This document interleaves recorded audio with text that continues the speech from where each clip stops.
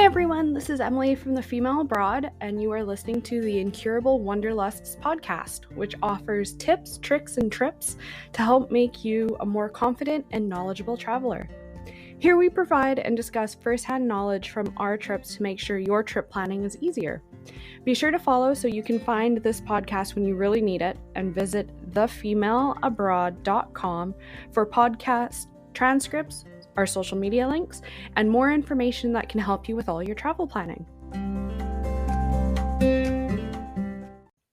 Welcome to this week's episode. As the 1927 Ray Henderson song goes, the best things in life are free. No, I'm not going to sing. I'll save you from that. But this statement is also true with travel. The majority of us travelers or tourists would love to be able to save a ton on our vacations or even travel for free. And since you've clicked on this episode, I think it's safe to assume that you're going to be one of them. Although the title says the 6 top ways, I'm actually going to list 9 plus a few sub bullet points, so I'm sure you'll find a great way to save on your next trip. The first and biggest tip I can give is to work in the right industry. If you can get a job in the travel industry, for example, working at a hotel or an airline, working on a cruise ship, or even selling travel, you could end up scoring some free or cheap hotel nights, completely covered trips, which are referred to as FAM trips, free passes to theme parks, and so much more. Well, normally people who get into these positions are not paid a ton. If you are interested in traveling, it can really save you some money in the long run. Another option is to get into a specialized job, like being an international nurse, a nanny, IT specialist, etc. A friend of mine taught English at an American school in Japan. A lot of women who came into my previous job were getting ready to move to Dubai to teach in American schools, or their husbands were engineers and they were being transferred over. I've had family transferred to places like Australia because they were specialized in mining. I've even had clients that just wanted to get an address in a specific location to become a citizen because if they had a Canadian, US, or British passport, they were paid 3 times what they would be paid if they were a quote unquote average citizen. Some of these workplaces will pay for you to travel home early. Some will give you a living wage. They'll pay for your meals, car rental. It never hurts to open up international work sites to see who's offering what and where. If you're not a specialized worker and you don't mind getting your hands dirty, then you could always look at a work exchange. Work exchange are when a quote unquote employer will provide free housing and sometimes meals, known as room and board, in exchange for doing work for them. I worked with a couple of people who had traveled to Australia and they paid for their trip while doing these work exchanges. They would go to a farm or chat with other travelers in a local hostel to find out if there's any work locations nearby that they could exchange work for staying on the farm for a few nights. There were even some hostels that would provide a free room in exchange for someone to help out around the area. A slight twist on this would be house sitting or pet sitting, where people stay for free in people's homes to watch the house or pet or plants, and you even get paid to do this.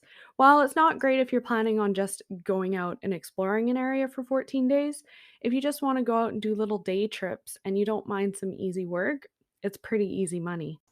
While volunteering is technically not work, I have lumped it into this point as a lot of people forget about volunteering. Now, I'm not talking about volunteerism, as those companies want you to pay for your trip, pay for your stay, and pay for the supplies that you are using to help out the village. I'm talking about joining an organization like Peace Corps or CUSO, where you actually volunteer. While these options are more for people fresh out of school or on a sabbatical, they are a great way to get out into the worldwide community and make a difference while expanding your knowledge of the world. Both of these examples do accept volunteers, and about 1 in 3 applicants are accepted, but you may have to sign up for a long term commitment. For example, the Peace Corps, they do 3 months of training and 2 years in the field for a total of 27 months. On top of that, they will provide you enough money to cover your housing, food, and possibly some money to spend in the community you are helping. So you can see why I mentioned that it's great for people just out of school or on a sabbatical. There are some companies out there that will allow you to volunteer for a couple weeks at a time, but they usually focus on teaching English to non native speakers and usually do not cover the cost of anything besides maybe a meal if you're using it to teach over. My second point is to spend your money right. Look at various credit cards and loyalty programs to help stretch your dollar. You could get a credit card that earns points and either allows you to redeem them for purchases or travel.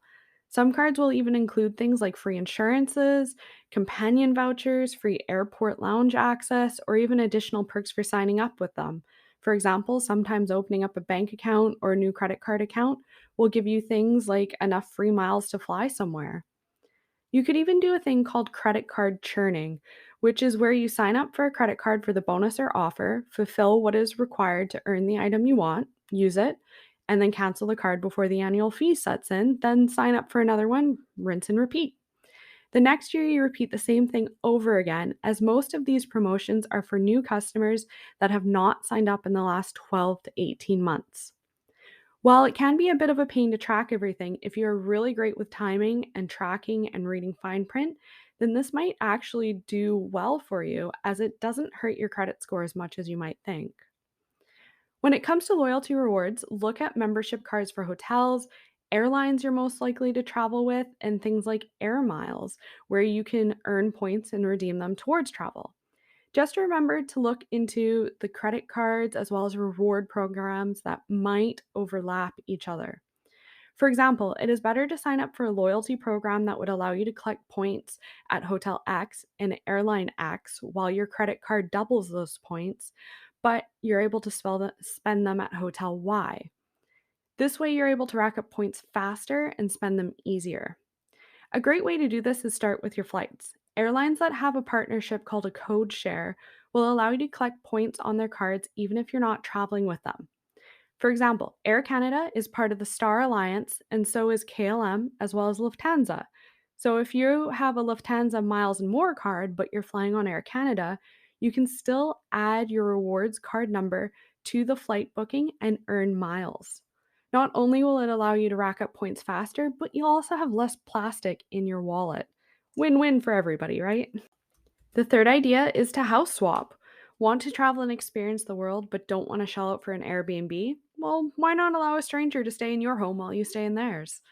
House swapping is essentially that in a nutshell. However, there are vetted websites that you do use for these transactions, so you not only know who is staying in your house, but also see a rating to let you know how they stayed in other people's houses. Another option would be couch surfing, where someone offers up their couch or spare bed for you to sleep on for the night. There is a website for this, but some people will ask friends, acquaintances, friends of friends, or even on social media for help. However, unless you know the person whose house you're staying at and while you're sleeping on their couch, I don't think I would sleep very well. The fourth tip is one people usually don't think of, and that's to explore your heritage.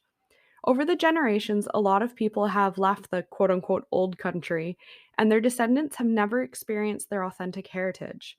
There are a few programs out there that are put on by various governments or tourism organizations that will help you visit your home country in a variety of different ways, from streamlined applications to free accommodation to discounts on flights and more. There are some countries like the UK and Italy too, where if you can prove your grandparents or parents were born in that country, then you can apply for a citizenship, which would open you up to a whole nother group of options. If you're not afraid to use the phone, then the fifth idea is for you. Feel free to call cruise lines to see if they're offering repositioning cruises, or call a car rental company to see if they need any cars moved around and is available for your dates. These options will usually be super cheap, but not necessarily free. If you go with a repositioning cruise, this is when a cruise is moving from one country to another in time to prepare for a busy season in that area. So think about an Alaskan cruise that moves the ship down to the Caribbean or vice versa. I'm sure you never gave it much thought as to how cruise lines move their ships, but surprise, they don't drive them across the country, but rather sail around the countries. Sometimes the cruise lines would rather sell the fares at a steep discount than move the ship empty. After all, they still have to pay for fuel and staff wages. While you can save a ton of money, not all the amenities will be open, as this is the time where the ship can do things like deep cleaning, painting, various repairs, or even rebranding of restaurants and bars. For car rentals or even people that are moving, they could always use help getting their vehicle from point A to point B. So you might get paid for your time alone in the car plus a free flight home. If you love driving or want to see more of a country, this could be a great way to do it. Love it or hate it, timeshares is point number 6. If you have been to a timeshare presentation, then you know how painful and long they can sometimes be, but the prize at the end of the tunnel might be worth it. If you are great at saying no and you're not easily looped into sales pitches, then this could be a great way to get some free add ons or even a free vacation. My first time in Vegas, there were a ton of timeshares that were offering you a free Vegas weekend for two if you sat through their presentation. However, after the recession in 2007, most of them just offered trip add ons now instead of free vacations. For example, the last time I was in Vegas, I decided to go through one, and it was supposed to only be 45 minutes, but it turned into 3 hours.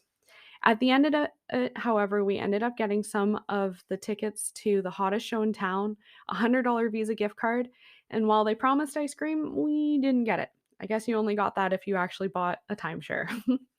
In Florida, we were offered one at Universal Studios where they would provide free transportation to the new resort. You had time to explore the resort and give feedback over breakfast, then they would give you $100 for your time.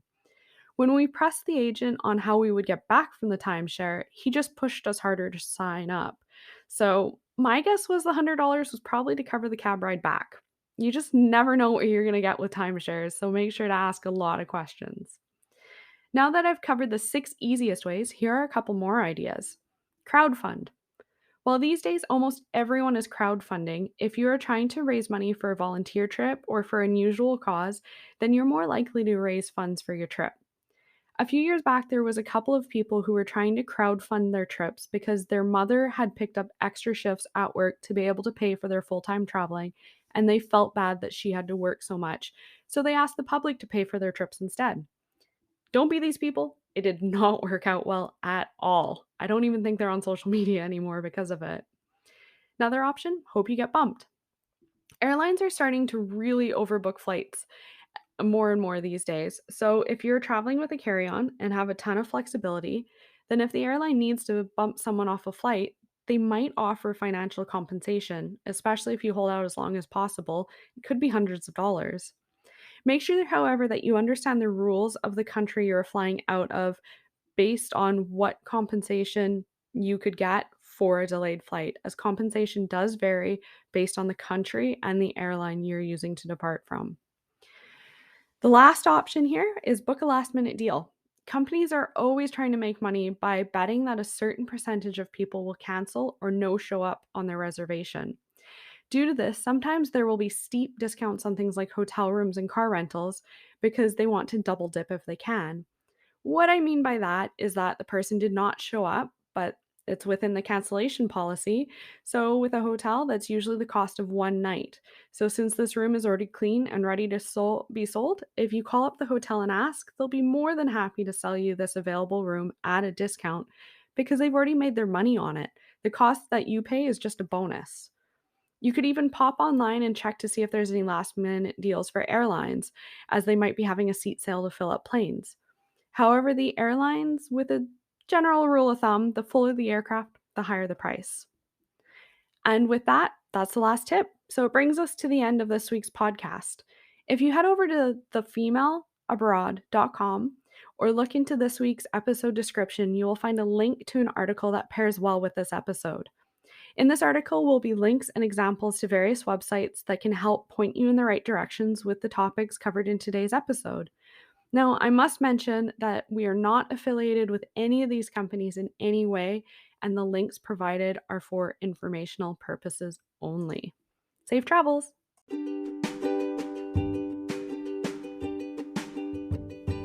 Thank you for listening, and make sure to follow or subscribe so you never miss an episode and can find us when you need to plan your next trip. If you can, recommend the Incurable Wanderlust to those that you travel with, and also, if you have a moment, leave us a rating and a review. In the review, if there are topics or destinations that you'd like to learn more about, make sure to include it in your comment. Also, do not forget to visit thefemaleabroad.com for more helpful tips, tricks, and trips, as well as podcast transcripts. And if you want to stay up to date with me, then follow me on Instagram at female_abroad. Remember, the Incurable Wanderlust is a weekly podcast with new episodes released every Thursday. Thanks again for listening, and until next week, safe travels!